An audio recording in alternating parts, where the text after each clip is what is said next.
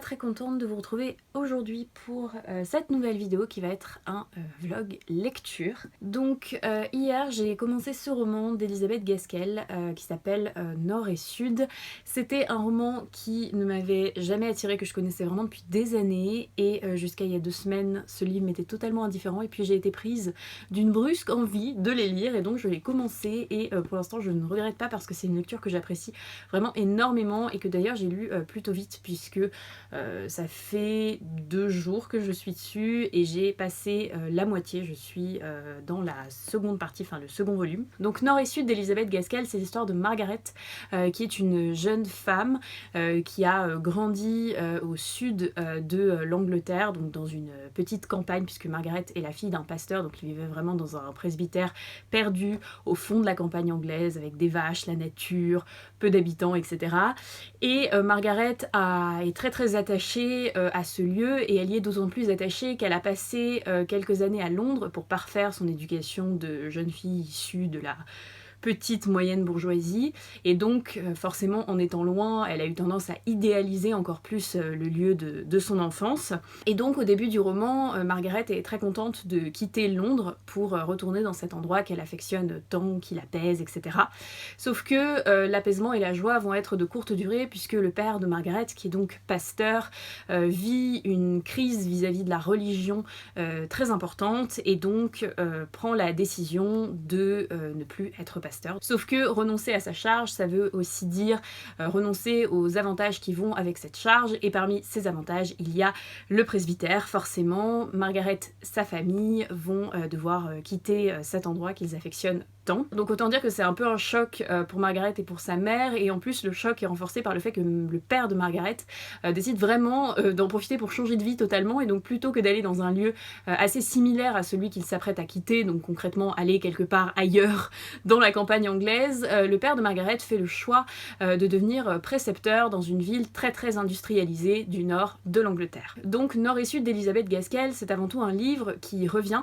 sur cette réalité historique de l'Angleterre qui était pendant le 19e siècle, cette opposition entre un nord qui s'était industrialisé extrêmement vite et de façon très importante, et le sud qui s'est industrialisé plus tard et dans une moindre mesure. Et c'est une opposition qui est, je trouve, extrêmement bien travaillée dans le roman parce que avec beaucoup d'intelligence et beaucoup de profondeur. C'est-à-dire que déjà cette opposition entre le nord et le sud, c'est un moyen que je trouve extrêmement intelligent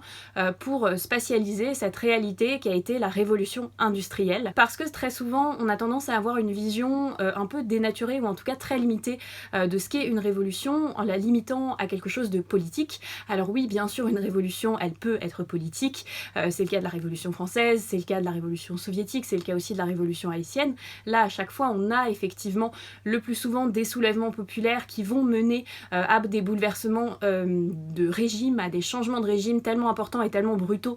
qu'on est véritablement face à une révolution au sens politique. Mais ce qu'il faut voir, c'est que la révolution en réalité elle a un sens beaucoup plus large et on peut avoir des révolutions dans beaucoup d'autres domaines, et donc plus concrètement quand on parle de révolution industrielle, c'est pas juste un mot qu'on a sorti comme ça, qu'on a plaqué sur cette réalité au hasard, mais c'est véritablement quelque chose qui retranscrit la réalité qui a été la révolution industrielle. Pour le dire plus précisément, et c'est ce qu'on ressent vraiment dans le livre d'Elisabeth Gaskell, et c'est ce qui est, je trouve, un des points les plus intéressants, il y a véritablement à travers cette révolution industrielle ce bouleversement, c'est-à-dire que cette idée que ce que l'on est en train de vivre, c'est pas simplement quelque chose qui s'oppose à une stagnation, mais aussi à une évolution. La révolution industrielle, pardon, elle marque vraiment une rupture. Ce qu'il y avait avant et ce qu'il y avait après ne peuvent plus dialoguer, ne peuvent plus se comprendre de la même manière que ce nord qui s'est industrialisé et ce sud qui ne l'est pas encore se regardent, se font face,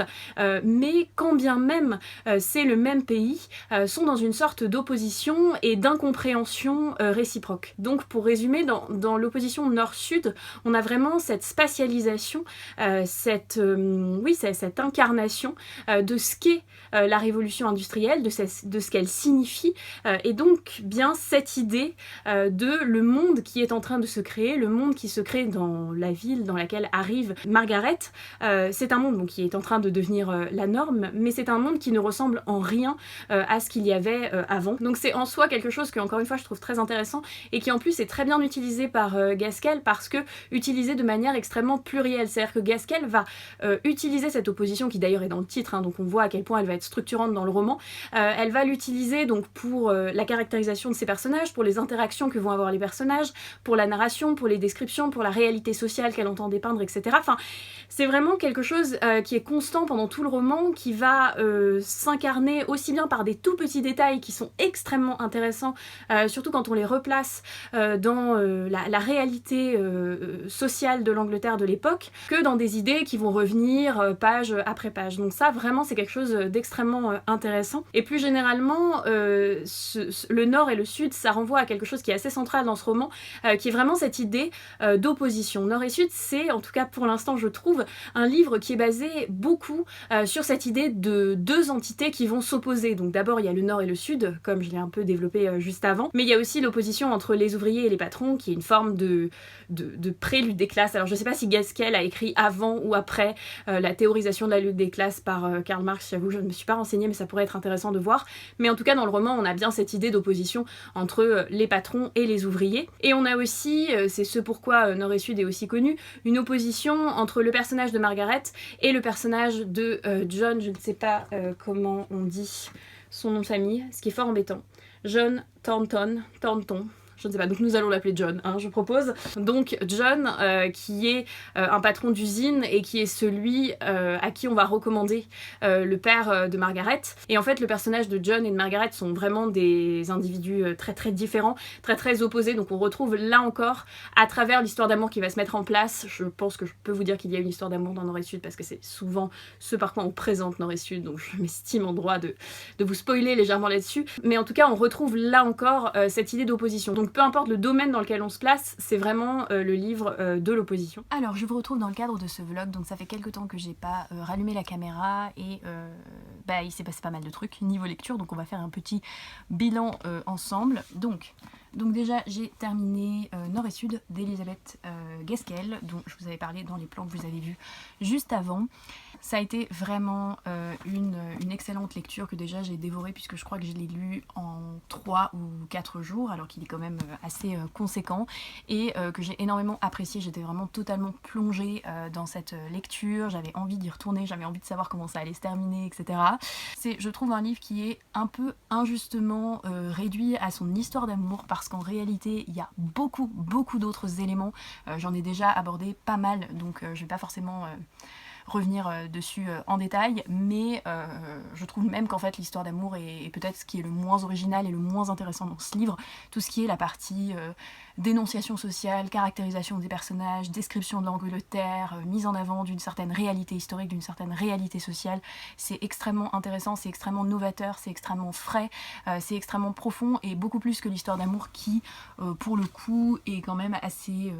classique, hein, classique en littérature en général et puis même à l'époque où écrit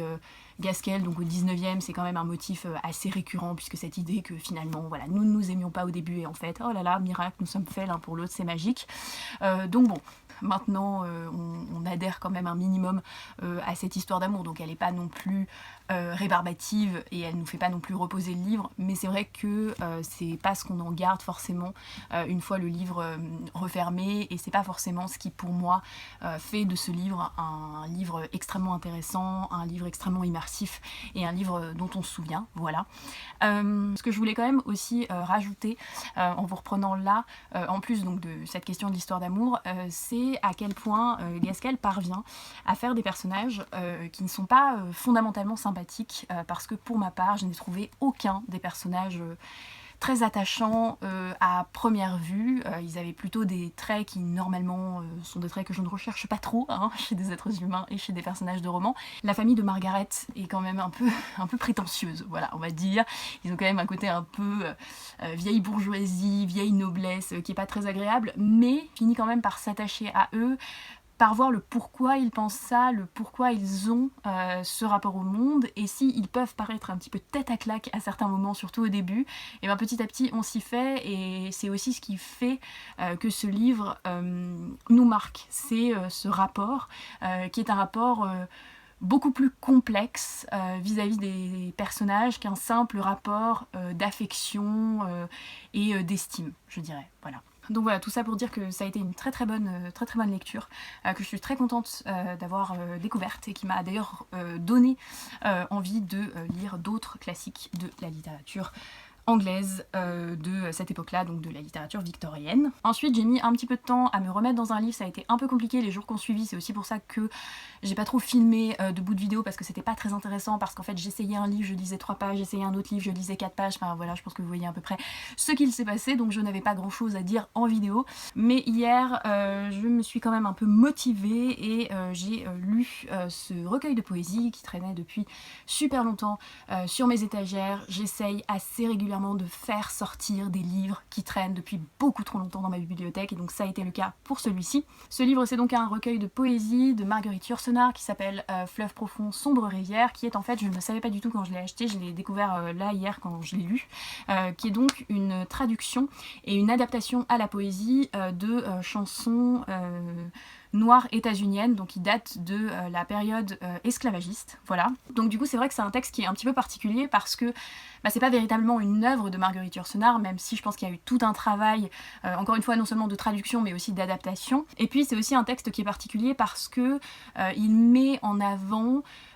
des œuvres qui déjà sont le témoin d'une certaine réalité historique, qui est celle des États-Unis esclavagistes, et aussi des œuvres qui émanent d'une partie de la population dont généralement on va avoir tendance à nier l'apport artistique, l'apport littéraire, l'apport culturel. Donc c'est vrai que déjà pour ça, je trouve que c'est un texte qui est intéressant, qui moi a été une belle découverte en ce sens, c'est-à-dire que c'est vraiment une partie de la littérature vis-à-vis de laquelle je suis pas du tout familière et à laquelle je ne m'intéresse pas trop, donc ça c'était super, c'était vraiment une opportunité de découvrir cette frange de la littérature. Et puis, et c'est ça qui est très important, quand je dis que c'est découvrir une nouvelle partie de la littérature, c'est pas juste ajouter des nouveaux textes qu'on aurait lus, c'est vraiment aussi découvrir un autre rapport à la langue, c'est-à-dire que ces textes-là, qui sont encore une fois le témoin d'une certaine histoire, et d'une certaine histoire tragique, même plus précisément, sont aussi des textes dans lesquels le rapport à la langue est très particulier, et c'est vraiment ce qu'a voulu, je pense, retranscrire Marguerite Yourcenar, parce que déjà ce sont des chansons, donc forcément le travail sur la langue dans le cadre d'une chanson n'est pas du tout le même que dans le cadre d'une poésie, forcément, mais aussi par exemple ce sont des textes qui sont très marqués par un rapport à Dieu, la question religieuse est très présente et le rapport à Dieu est très singulier, et toutes ces particularités, c'est vrai que c'est pas fréquent qu'on les ait en littérature, et donc j'étais assez contente, voilà, d'avoir une opportunité finalement de découvrir ces chansons qui sont quand même des moments importants de l'histoire, mais aussi des parties importantes de la littérature. Voilà. Et donc après Yourcenar, j'ai entamé en parallèle 2 textes. Donc en fait il y en a un qui est un essai et qui est une reprise, puisque c'est un livre que j'avais déjà commencé il y a quelques mois, donc je vais vous le montrer tout de suite. C'est ce livre-ci de Arendt, donc L'impérialisme, qui est le second volume des origines du totalitarisme. J'ai lu en septembre le premier volume qui est donc sur l'antisémitisme, dont je vous avais parlé dans une vidéo que vous pouvez aller voir si jamais ça vous intéresse. Et donc en septembre j'avais aussi un tout petit peu commencé l'impérialisme, mais que j'avais laissé tomber, et donc là que j'aimerais bien reprendre d'ici la fin de l'année, voilà. Et j'ai également en parallèle commencé un roman, donc c'est La modification de Michel Butor, que pour l'instant j'aime beaucoup, même si je n'ai lu qu'une 30aine de pages, donc je n'ai pas encore grand chose à en dire. Re-salut, il ne s'est pas passé beaucoup de temps depuis la dernière fois que je vous ai pris dans le cadre de ce vlog, je suis en train de le monter, puisque les vlogs je les monte au fur et à mesure. Vous avez cette info, je ne sais pas si elle est très utile pour vous, mais je vous la donne, c'est l'occasion. Et du coup en faisant le montage, je me rends compte que j'ai quand même déjà pas mal de rush, je suis à quasiment 15 minutes déjà de vidéo, ce qui est plutôt long, voilà. Donc je pense qu'en fait je vais arrêter le vlog ici, je vais arrêter ce vlog ici, quitte à refaire un vlog séparé sur les autres lectures dont je vous ai un petit peu parlé ici, donc Michel Butor et Arendt. De toute façon vous aurez des nouvelles dessus sur la chaîne, ça y a pas trop de problème. Mais du coup je vais vous dire au revoir pour ce vlog, j'espère qu'il vous aura plu, j'espère que les 2 titres que je vous ai présentés vous auront intéressé, que ça vous aura donné envie de les lire, que ça vous aura donné envie de les découvrir, de les redécouvrir, et puis j'espère vous retrouver très vite pour une prochaine vidéo, et d'ici là, tout le mal que je vous souhaite, c'est de faire de très très bonnes lectures. Salut!